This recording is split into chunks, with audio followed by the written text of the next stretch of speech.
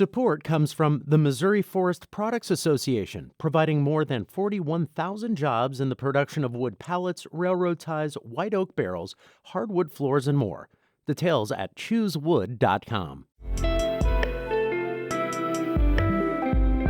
It's Monday, November 6th. This is The Gateway. I'm Wayne Pratt. The 124-year-old American Royal Livestock Show draws thousands of competitors from throughout the country every year. That includes children as young as 7 who show their sheep, pigs, goats, and cattle.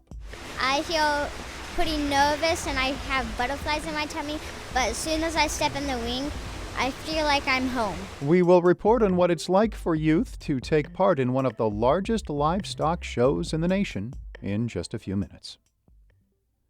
2 North St. Louis neighborhood associations want to block eminent domain. St. Louis Public Radio's Andrea Henderson reports they've introduced a redevelopment plan to the city that could provide residents with protections and incentives. Sheila Rendon lived in her St. Louis Place home for 43 years. In 2015, the city used eminent domain to acquire her property. It cleared her area to build the National Geospatial Intelligence Agency. Rendon later moved to another home in St. Louis Place. She says she doesn't want it to happen again. Our house was a nucleus for anyone who had trouble. If they needed a place to stay, they always knew that they had Malamphy to go to, and that's lost. The proposed redevelopment plan for St. Louis Place and Jeff Vanderloo neighborhoods would provide residents protection against eminent domain. If the plan is approved by the Board of Aldermen, residents also could get a tax abatement for improving their properties. I'm Andrea Henderson, St. Louis Public Radio. St. Louis Mayor Tashara Jones will sign bills today on regulations for short-term rentals like Airbnb and Vrbo. The restrictions passed last month by the Board of Aldermen cap the number of units one person can rent out. That's an effort to reduce large multifamily buildings with absentee owners. The new rules also prohibit stays of fewer than 2 nights. Building owners operating short-term rentals will need a permit. City officials will be allowed to revoke permits if renters violate ordinances like playing music too loud. Illinois Democrats are applauding last week's federal appeals court ruling upholding a state law banning assault-style firearms and high-capacity magazines. Mawa Iqbal has more. Voting 2-1, the appeals court panel ruled Illinois' assault weapons ban does not violate the Second Amendment. Judge Diane Wood wrote in the majority opinion that even the most personal freedoms have their limits, adding that there is a long tradition distinguishing between weapons designed for military or law enforcement use and weapons designed for personal use.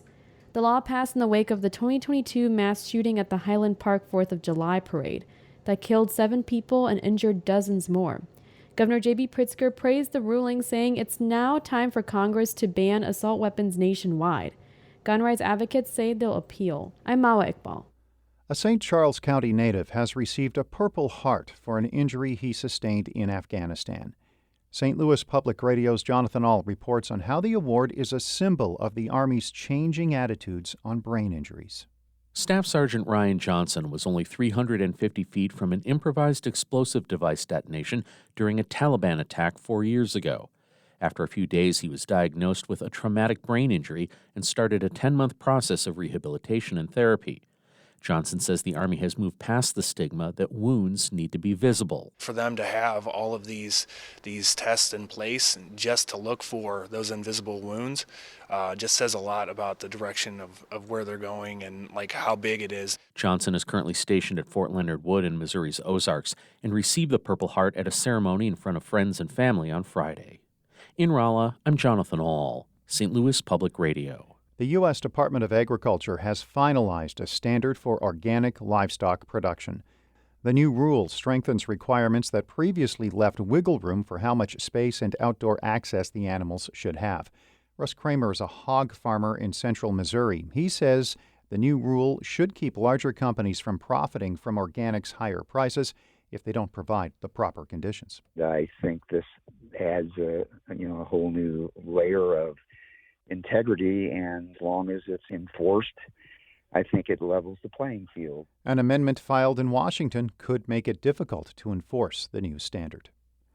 St. Louis City SC's historic first season is over. The Major League Soccer team lost 2-1 yesterday in Kansas City to drop the best-of-3 playoff series in 2 games. St. Louis head coach Bradley Carnell says it was a tough loss, but the team is well prepared for the future. Credit to the boys, they never let a moment get away from them, and they always bounce back. So, yeah, bigger picture, we fall short today, but we grow for tomorrow. City SC is the first expansion team to win its conference during the MLS regular season. The squad's 17 wins are the most by a first-year team in league history.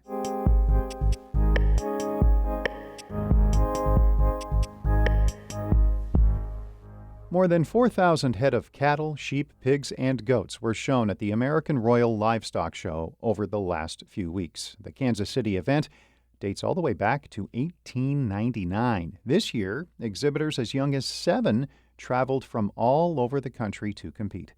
Harvest Public Media's Eva Tesfaye brings us this audio postcard on what it's like for youth who show livestock at one of the largest competitions in the country. My name is Bree Inglo. I am 9.5 years old. I am from Carbondale, Kansas. My cow's name is Kinsley. Sometimes after we wash her and comb her and all that, I'll give her kisses all over.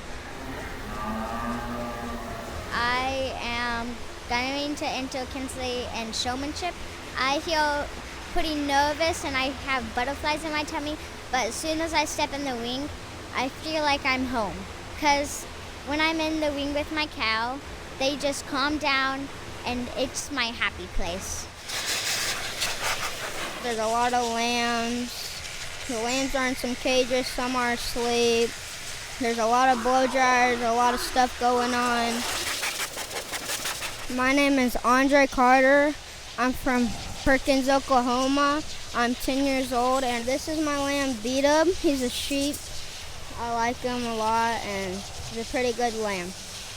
I got into this because my dad showed lambs, my grandpa showed lambs, and then my sister showed lambs, and then I start showing lambs. Sometimes before I go to my class, I watch other people who are more experienced with sometimes better lambs, and how they place and how they set up and how quick they do it.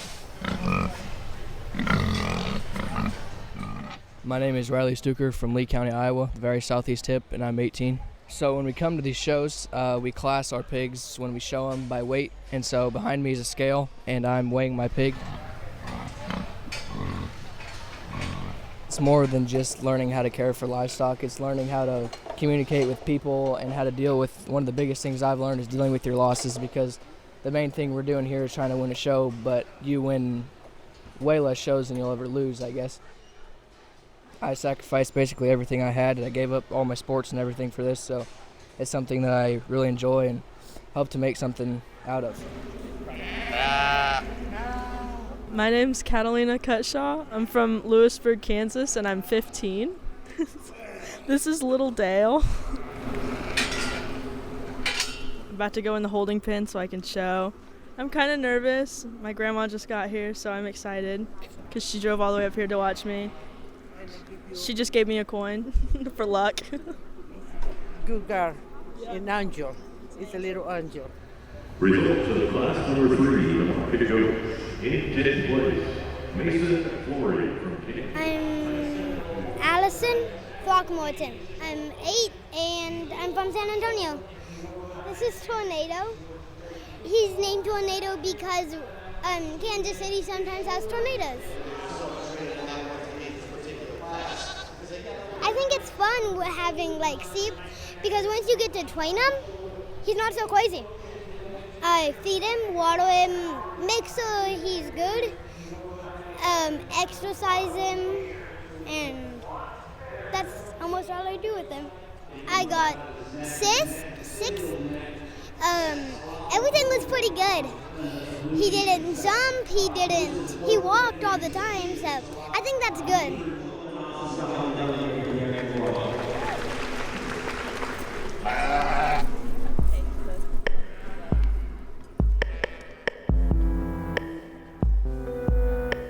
This audio postcard on the American Royal Livestock Show in Kansas City was produced by Harvest Public Media's Eva Tesfaye. Harvest Public Media is a collaboration of public media newsrooms in the Midwest and Great Plains, including St. Louis Public Radio. The Gateway is a production of St. Louis Public Radio, a listener-supported service of the University of Missouri St. Louis. Music by Ryan McNeely of Adult Fur. I'm Wayne Pratt.